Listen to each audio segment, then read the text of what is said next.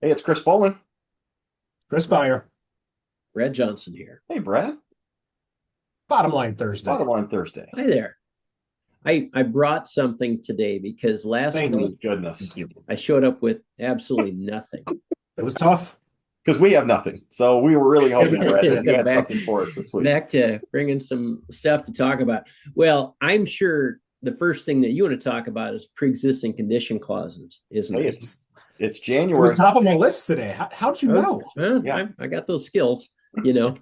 So for the audience, pre-existing condition restriction clauses are often found in policies just to make sure the insurance carrier isn't quote unquote buying the claim. So if a Yep. person knows they have something and then all of a sudden is offered something that might pay them for what they have, hey, who wouldn't sign up for that? Yeah. Yep. It really wants to help with those things that we don't know we have but could later have in life. So that's kind of the whole thing about a pre-ex. Well, the tricky part becomes what truly is a pre-ex. Some are cut and dry. So let's say you wanted to buy a life insurance policy and it said if you've had a heart attack within the past 3 months, it won't cover you if you have another. Pretty simple. Yeah. That makes sense. But what about something vague? Like if you have headaches and then you buy the policy, and let's say you even see a doctor for the headaches and they can't confirm what's causing it. You buy the policy's in play, and then later the doctor finds out, ooh, you got a brain tumor. Yeah. Is the headache a pre-ex? I mean, technically, it's a I would err on the symptom. side of caution and say yes, from the way that I've always understood it. That anything somewhat related has always been caught. Right. That the insurance contracts protect the insurance contracts. Right. So, Yeah. I would say that's correct. Yes. And unless there was an image, and the image at that time did show a shadow or something, then I think it's pre-X. But I would be wrong. Yeah. Well, I think you can both be right. And you know me, I'm all about fairness.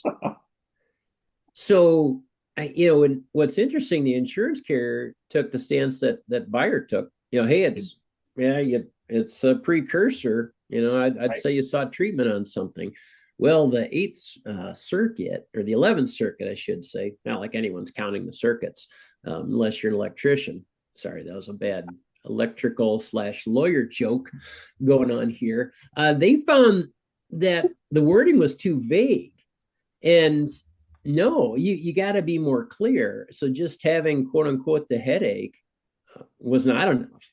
You had to do more detailed findings before you could say that. And so maybe the moral of the story is I still don't have a more firm understanding of a cut and dry. When you have pre-ex, if someone asks you an employee meeting, hey, I had this happen, is that pre-ex? You're probably still safest to say, not probably. Certain. Let me run it by the carrier. And even though if you don't even like what the carrier says and you're caught in that situation, you might have some legal leeway Interesting. to battle that some more. Wow. That goes back to my early days selling disability policies, peril deduction in the voluntary space. I mean, it was very much, you always err on the side of the pre-ex when you're talking to something, so you don't misspeak. But wow. Yeah, that's a big change. Yeah. So we'll see. It may or may not. I'm sure it'll impact this insurance carrier's contract going forward, their wording. Will it have a broader impact to the disability marketplace? Hard to say. Yeah. But I just found that interesting. Fascinating. Well, thank you for sharing. Appreciate it, Brad. All right. Thanks, I'll try Brad. to bring something next week. Thank you. Thanks, guys. You guys have a good one. All right. You too, Brad. We'll see you. See ya.